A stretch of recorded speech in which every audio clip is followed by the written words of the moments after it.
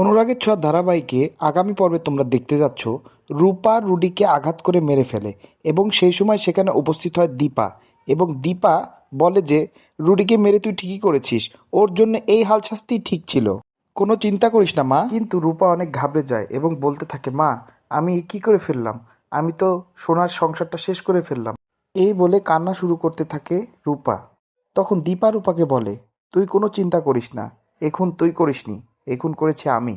এই বলে পড়ে থাকা ফুলদানিটি নিজের হাতে তুলে নেয়। তখন সেখানে আবির্ভাব হয় সোনার এবং সোনা বলে ওঠে, মা তুমি এটা কি করলে, তুমি আমার সংসার শেষ করে ফেললে, রুডিকে তুমি মেরে ফেললে কেন, কি অপরাধ করেছে সে, কি দোষ ছিল তার, অন্তত আমার স্বামীকে তুমি প্রাণে ভিক্ষা দিতে পারতে, কি নোংরা খেলা শুরু করেছো তোমরা। এই বলে সোনা কান্না শুরু করে এবং বলে, আমি এর বিচার চাই, আমি কাউকে ছাড়বো না, আমি এখনই পুলিশকে ডাকছি এবং আমি যেই দোষী হোক না কেন তাকে পুলিশের হাতে তুলে দেবই দেব। তো বন্ধুরা, তাহলে কি আবার ফেঁসে যাচ্ছে দীপা? কমেন্ট করে জানাতে ভুলো না কিন্তু তোমরা।